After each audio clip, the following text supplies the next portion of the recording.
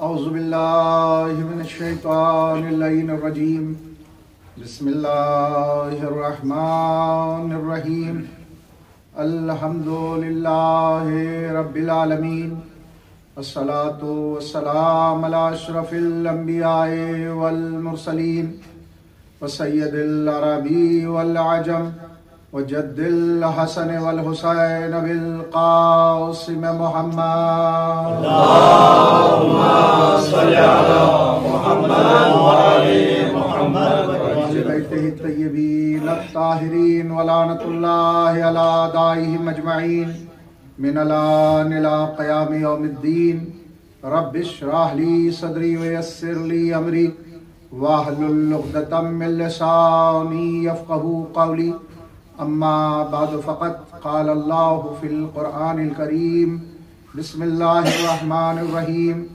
वल्लज़ी बअसा fill उम्मिय्यीना Rasulan मिनहुम यतलू अलैहिम आयातिहि व युज़क्कीहिम व युअल्लिमुहुमुल किताब वल हिकमा व इन कानू मिन क़ब्लु लफ़ी ज़लालिम मुबीन। अल्लाहुम्मा सल्लि अला मुहम्मद व आलि मुहम्मद।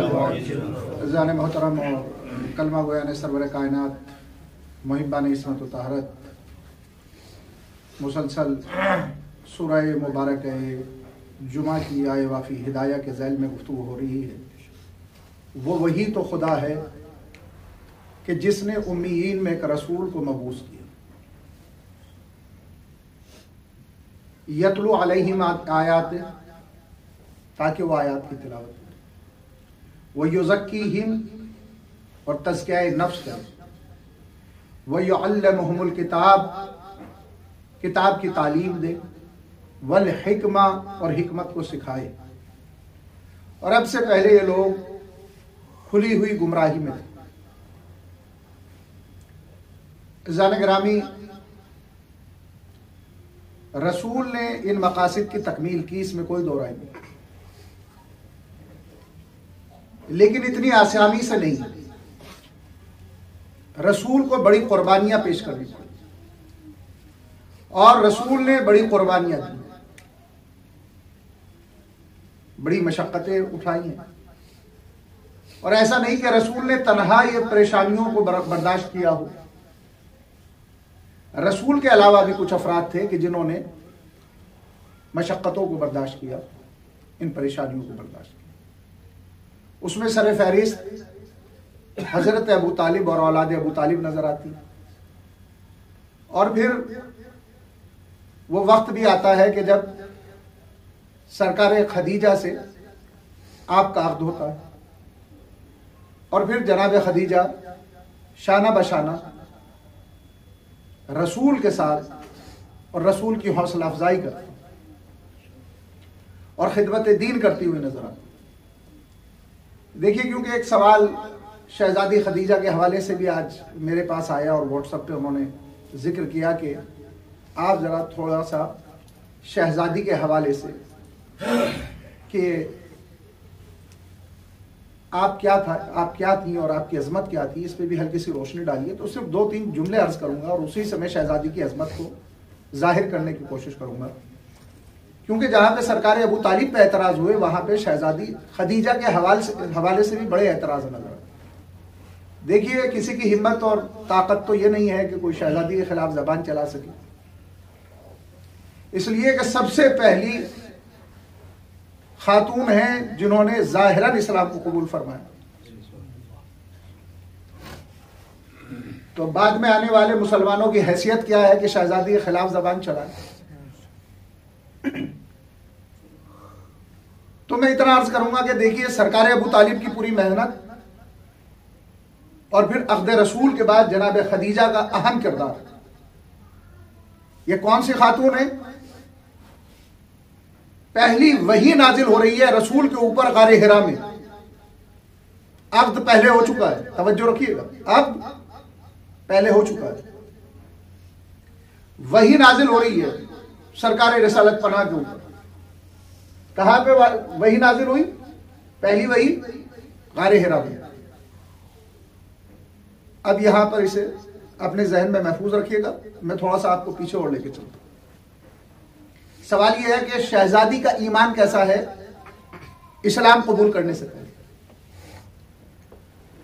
जनाब खदीजा का ईमान क्या है इस्लाम कबूल करने से पहले? अभी तो इस्लाम आया नहीं, ऐलान नबुवत ज़ाहिरन हुआ नहीं, तो जनाब खदीजा का ईमान क्या है?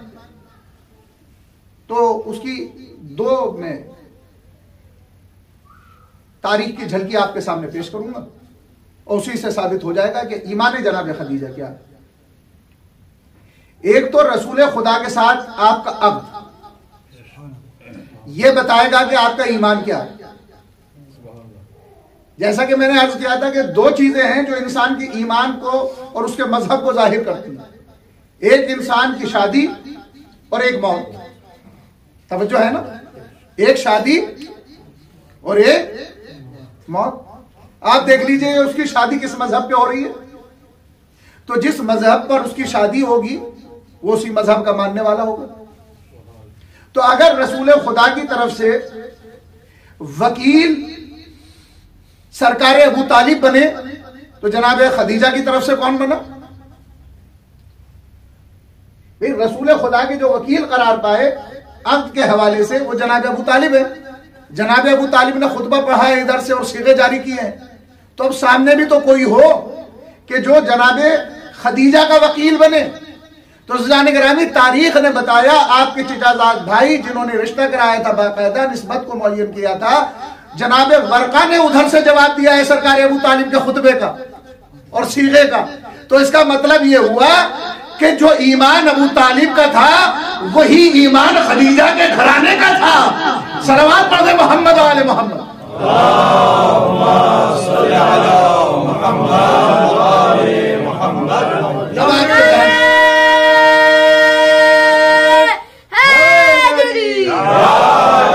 अब देखिए, अब नौजवानों के जहन परेशान हो गए और अगर मैं यहीं पे बात को छोड़ दूं तो और ज्यादा परेशान हो जाएंगे। अब मैं आपके लिए बिल्कुल आसान कर देता हूं, बिल्कुल आसान कर देता हूं मसले को। सरकार रिसालत पनाह के वालिद जनाब अब्दुल्ला और सरकार अली इब्न अबी तालिब के वालिद सरकार अबू तालिब। सरकार अबू तालिब के वालिद हजरत अब्दुल मुत्तलिब। हजरत अब्दुल मुत्तलिब के वालिद जनाब हाशिम। जनाब हाशिम के वालिद जनाब अब्द मनाफ और जनाब अब्द मनाफ के वालिद जनाब कुसै। जनाब खदीजा का जो शजरा है वालिद की तरफ से जनाब कुसै से जाके मिल जाता है। कहां से मिलता है? जनाब कुसै से। रसूल के दादा हजरत अब्दुल मुत्तलिब। हजरत अब्दुल मुत्तलिब के दादा जी कौन करार पाए हैं? जनाब अब्द मनाफ और जनाब हाशिम के दादा जनाब कुसै। हजरत इब्राहिम और हजरत इस्माइल की नस्ल में है कुसै और कुसै के बारे में तमाम तारीखों ने लिखा कि कुसै और कुसै की नस्ल वो है कि जिसने कभी बुतों के सामने सर नहीं झुकाया। सलवात पढ़ते मोहम्मद वाले मोहम्मद। तमाम तारीखों ने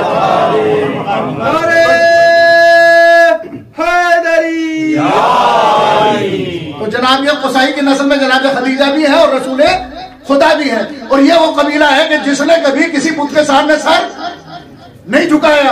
अब बाज लोग ऐसे पैदा हो गए, उनसे सवाल किया गया कि आप ये बताइए कि जनाब कि रसूल का जो खानदान था क्या उन्होंने कभी शिर्क नहीं किया? उनका तो कोई बुत खाना काबा में रखा हुआ नहीं था। तो वो लोग खामोश हो गए, कहा कि हम इसका जवाब नहीं दे सकते, लेकिन इतना जरूर जानते हैं कि नबी जो होता है वो शिर्क नहीं करता है। हमने कहा सिर्फ नबी शिर्क नहीं करता बल्कि नबी की वो बीवी भी शिर्क नहीं करती जिसके जरिए से मासूम दुनिया में तशरीफ लाता है। सलवात पढ़े मोहम्मद वाले मोहम्मद।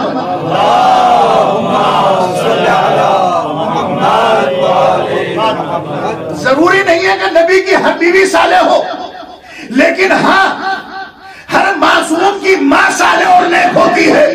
तवज्जो रखिएगा, हर मासूम की माँ नेक और साले होती है। यह जरूरी नहीं कि नबी की तमाम बीवियां साले हो। लेकिन जो भी मासूम की और हुज्जत की माँ होगी वो साले और नेक होगी, वो पाकीज़ा होगी। और जनाब खदीजा दौरे जाहिलियत में भी ताहिरा के लक़ब से मशहूर थी। ताहिरा किसे कहते हैं? जो पाको पाकीज़ा खातून हो, यानी उसका जाहिर भी पाक हो, उसका बातिन भी पाक हो। तो खदीजा उस अजीम हस्ती का नाम है जिसका जाहिर भी पाक, जिसका बातिन भी पाक। सलवात पढ़ने मोहम्मद वाले मोहम्मद पर।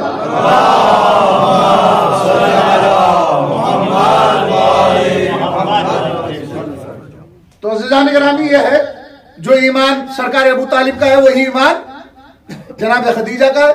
और जब इस्लाम जाहिर हुआ तो सबसे पहले औरतों में कलमा पढ़ने वाली जात जो तमाम के तमाम अफराद लिखते हैं वो शहजादी का नाम लेते हैं जो जाहिरन इस्लाम को कबूल फरमाए। आयत कहां नाजिल हुई? गारे हिरा में। अब ये मेरी रिवायत तो है नहीं, ये उधर की रिवायत है।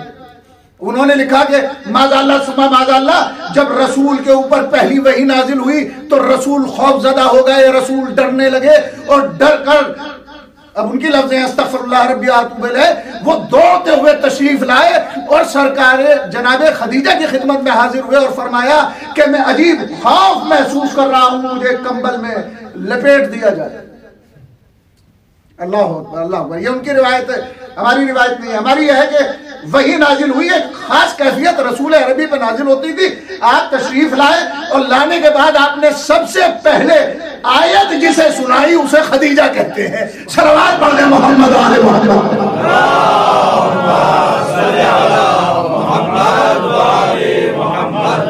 कुरान की जो सबसे पहली आयत सुनाई वो किसे सुनाई? जनाब खदीजा को सुनाई। अब सुनिए आप यहां से एक चीज और, अब माशाअल्लाह उन्हें देखिए, उन्होंने जो ये रिवायत नकल की वो उनसे की जब जनाब खदीजा रुखसत हो चुकी थी और वो बाद में अक़द में आई है रसूल के। भाई जिसने इस मंजर को देखा उससे बहुत कम हदीस है, और जिन्होंने चंद साल रसूल के साथ गुजारे और रसूल के साथ जिंदगी बसर की उनसे माशाअल्लाह एक बड़ी तादाद है हदीसों की। आखिर ये वजह क्या है? इसका मतलब यह है कि जनाब खदीजा से बड़ा बुग़्ज़ था, जनाब खदीजा से बड़ी अदावत थी। भाई रसूल के साथ जो ज्यादा अरसा गुजरा वो जनाब खदीजा का गुजरा। तो जब पहली वही नाजिल हुई तो रिवायत किससे नकल होनी चाहिए थी? खदीजा से या किसी और दूसरी से? यही तो वजह है जब वक्त में जनाब खदीजा आई तो रसूल अल्लाह ने फरमाया अंते खदीजतुल कुबरा, खदीजा तुम खदीजा कुबरा हो। अभी तक खदीजा थी लेकिन जैसे ही मेरे रसूल में आई तो खदीजा कुबरा हो गई। यानी सरकार रिसालत मदा ने फरमाया मेरी ज़ौजियत में ज़ौजा तो बहुत आएंगी लेकिन किसी को खदीजा का रुतबा नहीं मिलेगा। सलवात पढ़ दे मोहम्मद वाले मोहम्मद। खदीजा का हासिल है वो मर्तबा किसी को नसीब नहीं होने वाला है।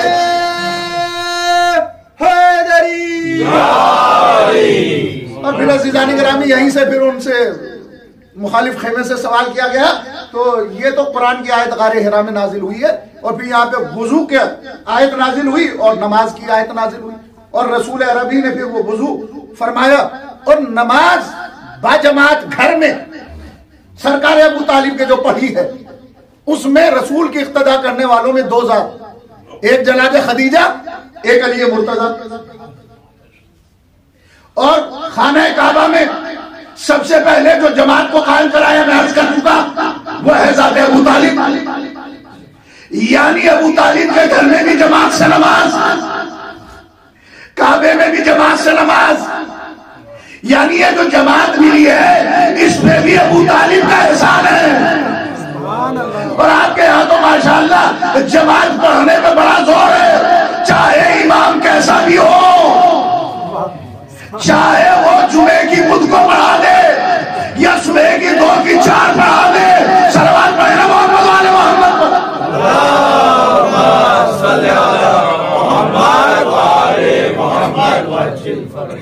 लेकिन जमात मिली है हमें अबू तालिब से ही, या अबू तालिब के घर से या फिर काबे से सरकार अबू तालिब की मौजूदगी में।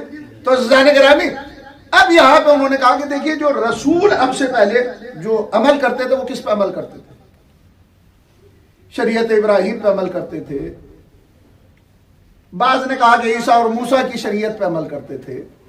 हमने कहा सुभान अल्लाह, बस दर हुसैन में और गैरों में यही फर्क है। साहिब शरीयत शरीयत से अफजल होता है। बहुत अजीम जुमला सर्व कर रहा हूं, हर कोई से बर्दाश्त नहीं कर पाता है, कबूल नहीं कर पाता है, क्योंकि हमारा दिमाग इतना तवाना और तंदुरुस्त नहीं है कि उसे हजम कर पाए। साहिब शरीयत शरीयत से अफजल होता है। शरीयत साहिब शरीयत की मोहताज होती है। मैं क्या अर्ज कर रहा हूं और आसान कर देता हूं। पूरी शरीयत रसूल की मोहताज, नबी शरीयत का मोहताज नहीं है। इसलिए कि जो शारे मुकद्दस हुक्म दे दे वो शरीयत बनेगी। हमें क्या पता कि हमें नमाज कैसे पढ़नी है और रोजा कैसे रखना और हज कैसे करना और खुर्स कैसे देना है और ज़कात की अदायगी कैसे करनी है।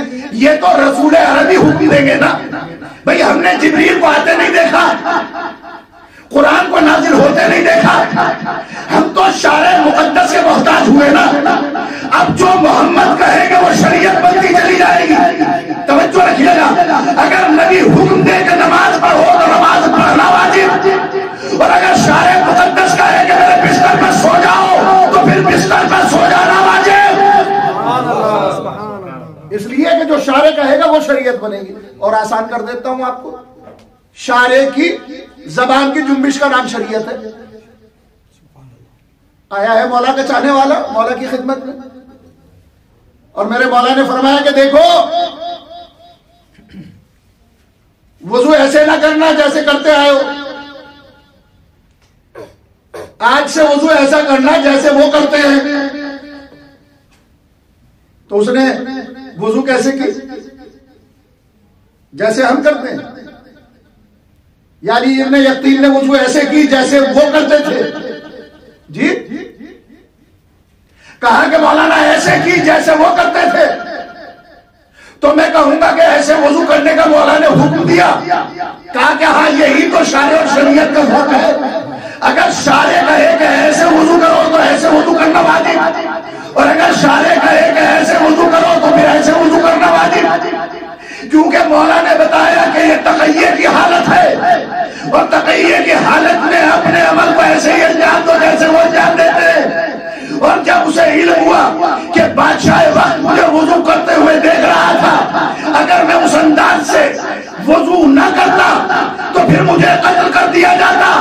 इसलिए कि शारे की इत्तबा का नाम शरीयत है। शारे की तबा का नाम शरीयत है। शारे जो कहे वो शरीयत बनेगी। और फिर मैं इसी से एक बात मरबूत करके फिर मैं उसी मंजिल की तरफ पलटूंगा कि शारे अफजल होता है। मौला के जमाने में एक शख्स आया और आने के बाद उसने कहा कि मौला आप कयाम क्यों नहीं करते हैं? आप बुलंद हो जाइए जालिम के मुकाबले पे, हम आपके साथ हैं, इतना साथ हम आपका देंगे। तो मेरे मौला ने फरमाया कि तंदूर दहक रहा है, इसमें कूद जाओ। कहने लगे कि मौला मेरे तो बीवी है, मेरे बच्चे हैं। यही अली इब्ने यकीन मौला की खिदमत में आ रहे हैं। मेरे मौला ने फरमाया कि जरा तंदूर में कूद जाओ। न चू न चरा, तंदूर में कूद गए। और तंदूर के ऊपर अरब में वो होता है जिसे हमारी जबान में ढक्कन कहा जाता है, वो ऊपर से उसे ढक दिया। अब इसका दिमाग उधर ही चल रहा है। अभी तो मौला का चाहने वाला कबाब बन चुका होगा, अभी तो भुन चुका होगा, अभी तो ये जल के राख हो चुका होगा। एक मर्तबा मौला मुस्कुराए, कहा कि आओ। आगे बढ़ने के बाद जो तंदूर को खोला कि देखा कि मौला का चाहने वाला तिलावत कुरान करीम कर रहा है। अल्लाहु अकबर। मेरे मौला मुतवज्जे हुए। मुतवज्जे होने के बाद कहा कि ये बताओ कि ऐसे कितने हैं जो मेरे साथ हैं? सलवात पढ़े ना मोहम्मद आले मोहम्मद।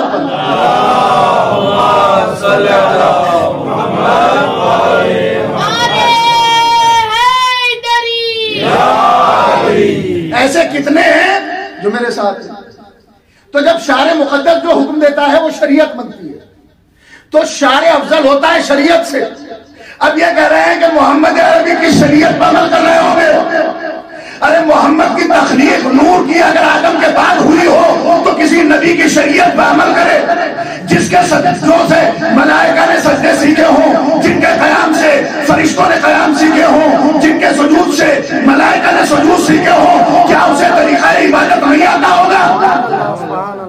माज़ाल्लाह सुम्मा माज़ाल्लाह उनके यहाँ पे नजरिया ये पाया जाता है, रसूल अब से पहले बस गारे हिरा में जाते थे, खामोश होकर बैठ जाते थे, अल्लाह से लो लगा लेते थे, अल्लाह की याद दिल में रखते थे। माज़ाल्लाह सुम्मा माज़ाल्लाह खाकन बदहन इनका वही अकीदा है। और ये इन्होंने बज़ाहिर अपने चैनल्स में लिखा है कि रसूल जाहिर थे माज़ाल्लाह, क्योंकि अब से पहले उन्हें शरीयत का इल्म ही नहीं था। 40 साल के बाद जब आपने ऐलाने नबूवत किया तो तब जिब्रील ने आपको इल्म अता किया। अल्लाहु अकबर, अल्लाहु अकबर। उनके यहाँ पे नजरिया और है, हमारे यहाँ पे इल्म नबूवत का नजरिया और है। भाई अगर कुछ नहीं है तो आप तो सूरह यासीन के फज़ाइल में एक रिवायत को बड़े झूम झूम के पढ़ते हो ना। आप कहते हैं कि सूरह यासीन वो अजीम सूरा है कि हजरत आदम अलैहिस्सलाम से 2000 साल पहले अल्लाह ने मलाइका को तालीम दिया। भाई आपके सामने अगर ये बात की जाए तो फिर तो लुत्फ नहीं आएगा। सलवात पढ़े मोहम्मद वाले मोहम्मद पर।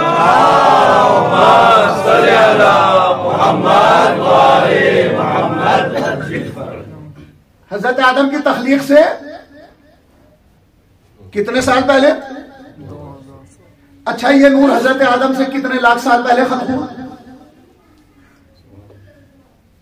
बाद मौरखीन ने लिखा 4-5 लाख साल पहले, और अक्सर मौरखीन ने लिखा कि 9 लाख साल पहले, 9 लाख साल पहले अल्लाह ने इस नूर की तख्लीक की है।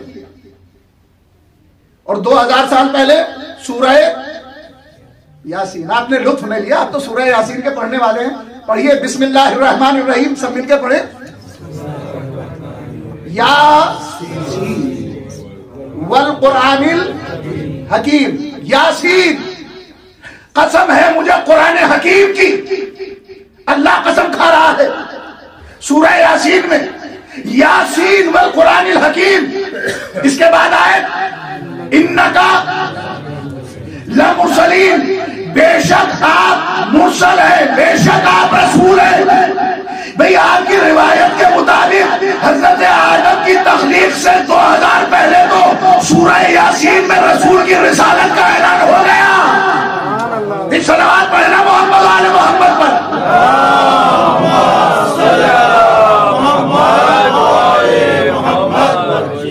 भाई ये सूरह अल्लाह ने लोहे महफूज पर जाहिर कर दिया, इसलिए कि कुरान इल्म खुदा है। कुरान क्या है? इल्म खुदा है। ये तो गारे हिरा में तदरीजन नाजिल हुआ, तवज्जो रखिएगा। और ये एक बार की कल्बे पैगंबर पर नाजिल हो चुका था। और अगर किसी की समझ में ना आए तो आइए कि आगोश नबी में अली है और कह रहे हैं या रसूल अल्लाह, तौरात सुनाऊं, ज़बूर सुनाऊं, इंजील सुनाऊं, कुरान सुनाऊं। अभी तो कुरान नाजिल ही नहीं हुआ, अभी कुरान नाजिल नहीं हुआ। अली ने कुरान की तिलावत करके बताया कि कुरान सुनाने वाला भी कुरान का आलिम, कुरान सुनने वाला भी कुरान का आलिम। सलावत पढ़ दे मोहम्मद वाले मोहम्मद।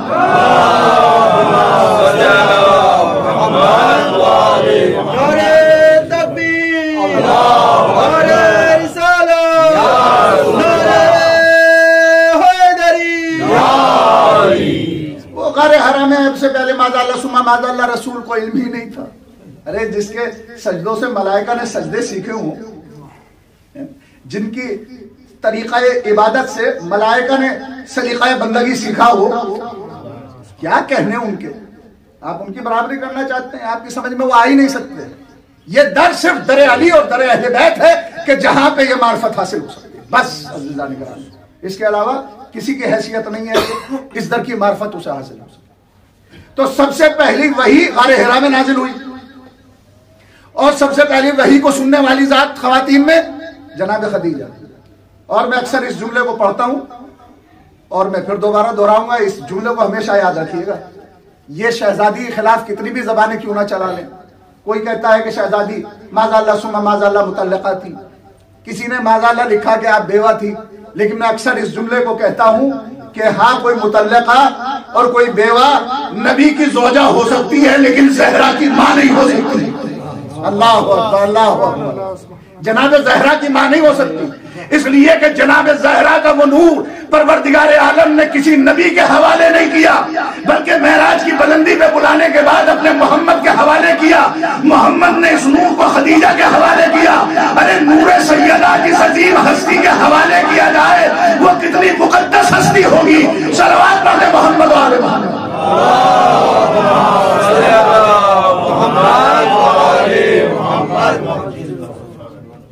अज़ीज़ान गिरामी, अगर आप इजाजत दें तो 2 मिनट के लिए मैं एक अलग से बात करना चाहता हूं आपसे। और वो बात यह है कि कल मुझे एक भाई ने छेड़ दिया है, तो मैं जिक्र कर देता हूं उस चीज को।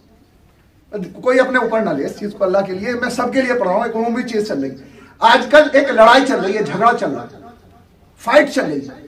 किसके दरमियान? मोबाइल और मौलवी के दरमियान। जी, झगड़ा चल रहा है मौलवी और मोबाइल के दरमियान। मौलवी कह रहा है कि कौम को गुमराह नहीं होने दूंगा, मोबाइल कह रहा है गुमराह करके छोड़ूंगा। मौलवी कह रहा है कि कौम को सिरात मुस्तकीम पर रखूंगा, मोबाइल कह रहा है कि सिरात मुस्तकीम पर नहीं रहने दूंगा।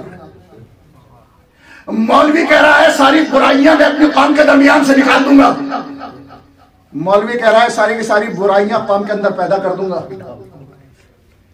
मौलवी कह रहा है कि कुरान की तिलावत करने की आदत मैं इन्हें डरवा दूंगा, मोबाइल कह रहा है कुरान की तिलावत से हटा के मोबाइल में मैं मसरूफ कर दूंगा। मौलवी कह रहा है कि तमाम रिश्तों को की अहमियत मैं बता दूंगा कि मां को ज्यादा वक्त दो, बीवी को ज्यादा वक्त दो, बीवी है तो शौहर को ज्यादा वक्त दे, माँ बाप है तो औलाद को ज्यादा वक्त दे। मोबाइल ने कहा तो सही, ये ना माँ को वक्त देंगे, न बाप को वक्त देने दूंगा, न शौहर को वक्त देने दूंगा, न जोजा को वक्त देने दूंगा, न औलाद को वक्त देने दूंगा, सारा वक्त मैं ले लूंगा। अब लड़ाई चल रही थी लड़ाई चल रही थी मोबाइल और मौलवी के दरमियान। मोबाइल की पुष्पनाही पे आ गया शैतान। शैतान ने कहा मोबाइल घबराना नहीं, मैं तेरा साथ दूंगा। मौलाना तनाव पड़ गए, घबराने लगे। बस जैसे ही मौलाना तनाव पड़ रह गए, एक मरतबा करबला से आवाज आई, मेरे जाकिर घबराना नहीं। अगर इसकी पुष्पनाही पे शैतान आ गया तो हम तुम्हारी पुष्पनाही पे आ गए। बस तुम्हारा काम है इस दर तक लाना, हमारा काम है इनको हिदायत देना। और फिर हमारी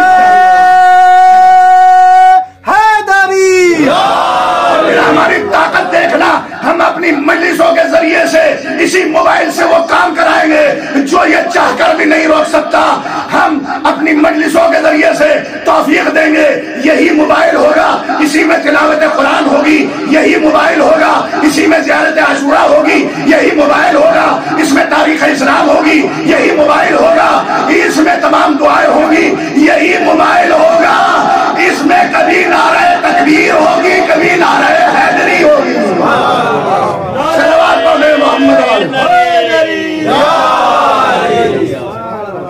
के नामी वो जंग जारी हो सारी। अब आप देखेंगे जीतता कौन है। सलवात पढ़े मोहम्मद वाले मोहम्मद पर।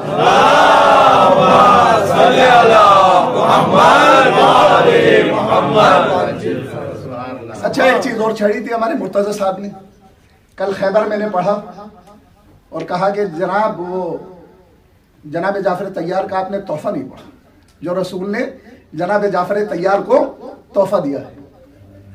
तो ज़ियान गिरामी, खैबर के अंदर तो तोहफे ही तोहफे बटे। अल्लाह ने एक तोहफा नबी को दिया, नबी ने एक तोहफा अली को दिया, एक जाफर तैयार को दिया, और फिर अली ने सबको तोहफे दिए, उन्हें भी दिए कि जो भाग गए थे, मरहब के सामने टिक नहीं पाए। बयान करूं, अल्लाह ने अपने नबी को तोहफा दिया, नादे अली मजहरा लगाए। नबी ने अली को तोहफा दिया अल्लाह मुबारक का, और जनाब जाफर तैयार को तोहफा दिया नमाज जाफर तैयार की सूरत में। और अली जब फाते होकर आए और जब सोना आया तो सबको कोई कह रहा हिस्सा मिला, अली को दोहरा हिस्सा मिला, लेकिन अली ने पूरे का पूरा माल यतीमों और बेवाओं में तकसीम कर दिया। खाली हाथ घर पहुंचे तो अज़ीज़ान गिरामी, मदीने के बच्चों ने, औरतों ने, मर्दों ने यह कहा कि आज अली की जुल्फ़िकार के सदक़े में हमें पेट भर खुरमे नसीब हुए। तो अज़ीज़ान गिरामी, अली ने जो तोहफे दिए तो वो अपनों को भी दिए, गैरों को भी दिए, लेकिन 3 तोहफे खैबर भी मिले। एक नादे अली का तोहफा, एक अलम का तोहफा, एक नमाज जाफर तैयार का तोहफा। मुसलमानों के तमाम फिरकों में आज भी ये तोहफे किसी के पास नहीं आए।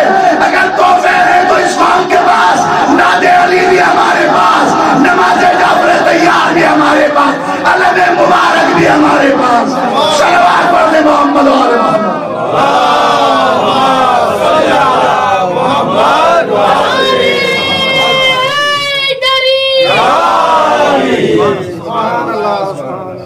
तो जाने गिरानी ये है मंजिल।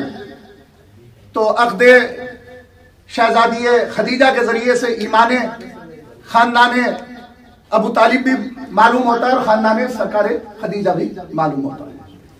यही वजह तो है कि जब सरकार अली अकबर मैदान करबला में तशरीफ लाए हैं तो आपने फसीह बलीग खुतबा इरशाद फरमाया और उसमें फौज अशकिया की तरफ मुतवज्जे होने के बाद एक जुमला यह भी कहा कि तुम सब वो हो जो सियाहत की बुनियाद पर वजूद में है और हम सब वो हैं जो निकाह के जरिए से मारिज़ वजूद में है। अल्लाह अकबर, अल्लाह अकबर। यानी ये खानदान अहले बैत, ये खानदान सादात व अजीम खानदान है कि यहाँ से लेकर और हजरत आदम अलैहिस्सलाम तक निकाह का सिलसिला यहाँ पे नजर आता है। कितना मुकद्दस खानवादा है ये अज़ीज़ान गिरामी। हम जितने भी दुरूद और सलाम इस खानवादे पे भेजें तो वो कम, और इस खानवादे की ख़वातीन भी अज़ीज़ान गिरामी बड़ी मुकद्दस है। क्या कहनी है, शहजादी खदीजा थी, जब रुखसत होने लगी तो एक मर्तबा अजब नहीं तो मुतवज्जे हो के कहा हो, ए इस्लाम घबराना नहीं, अगर मैं नहीं हूंगी तो ज़हरा तेरी मदद करेगी। सरकार अबू तालिब ने भी फरमाया होगा, इस्लाम घबराना नहीं, अगर मैं नहीं होगा तो मेरा लाल अली तेरी हिफाजत करेगा। जनाब ज़हरा इस दुनिया से रुखसत होने लगी होंगी तो कहा होगा, इस्लाम घबराना नहीं, जब तुझ पे मुसीबत का वक्त आएगा तो मेरी बेटी ज़ैनब आगे बढ़ के तेरी हिफाजत करेगी। अली ने आगे बढ़ के कहा होगा कि इस्लाम घबराना नहीं, करबला के मैदान में मेरी औलाद तुझे सुबह क़यामत तक के लिए बचा ले जाएगी। हाँ अज़ीज़ान गिरामी, औलाद अबू तालिब ने करबला के मैदान में 72 कुर्बानियां देकर इस्लाम को बचा लिया। और फिर मैं यही जुमला कहूंगा कि मर्दों की कुर्बानियां अजीम कुर्बानियां थी करबला में, इसमें कोई दो राय नहीं, लेकिन करबला की ख़वातीन भी अज़ीज़ान गिरामी कुर्बानियों के सिलसिले में पीछे नजर नहीं आती। आप देखिए उस माँ का क्या हाल हुआ होगा जिसकी निगाहों के सामने अली अकबर का जनाजा आया होगा। ये कौन है अली अकबर? जो हमेशा का पैगंबर है। माँ का नाम लैला है। अल्लाह अकबर, अल्लाह अकबर। हुसैन जिस तरीके से अली अकबर का लाशा लेकर आए हैं ना, ऐसा किसी का लाशा नहीं लेकर आए। हुसैन अली अकबर के लाशे पे झुककर सीने से सीने को लगाया, कमर में एक मरतबा अपने दोनों हाथों को दिया, चंद कदम लेके चले रख दिया, फिर चंद कदम लेके चले रख दिया। एक मरतबा खेमे का रुख किया, बनी हाशिम के बच्चों आओ अपने भाई के लाशे को ले जाओ। अल्लाह अकबर। अज़ीज़ान गिरामी हुसैन अली अकबर का लाशा खेमे में लेकर पहुंचे। अब क्या देखा कि शहजादी ज़ैनब आगे बढ़ी, अली अकबर के लाशे पे मातम करने लगी। शहजादी कुलसूम आगे बढ़ी, अली अकबर के लाशे पे मातम करने लगी। नन्ही सकीना आगे बढ़ी, आने के बाद अपने भाई के ऊपर अपने आप को गिरा दिया। अल्लाह अकबर। लेकिन हुसैन इब्ने अली खेमे में खड़े हुए देख रहे हैं, हर बीवी है जो अली अकबर के लाशे पे आ गई, लेकिन अली अकबर की माँ लैला नजर नहीं आती। जनाब फिजा को करीब बुलाया, मेरी माँ की करीब फिजा, अली अकबर की माँ लैला नजर नहीं आती। जनाब फिजा उस खेमे में पहुंची जहां पे मुसल्ले पे बैठी हुई लैला अपने अली अकबर के लिए दुआएं कर रही थी। अल्लाह अकबर। जनाब फिजा आगे बढ़ी, लैला अली अकबर शहीद होकर खेमे में आ गए। आजीज़ान गिरामी तारीख बताती है कि जनाब फिजा लाशे पे आके खड़ी हुई, कुछ देर गुजरी, इमाम हुसैन ने पूछा फिजा लैला को लेकर नहीं आई? अरे अजीब मंजर था जब फिजा दोबारा खेमे में पहुंची। जैसे ही फिजा खेमे में पहुंची, अरे जनाब लैला कभी खेमे के दाएं पर्दे से टकराती थी, कभी बाएं पर्दे से टकराती थी। फिजा गोया हुई शहजादी आज तशरीफ नहीं लाएगी। अरे मेरी शहजादी ने फरमाया, ए फिजा लैला को कुछ नजर नहीं आता। परवरदिगार आपको कोई मतलब है सिवाय हमें मजलूम करबला के। आजीज़ान गिरामी, ये जनाब लैला अली अकबर को याद करके रोती रही।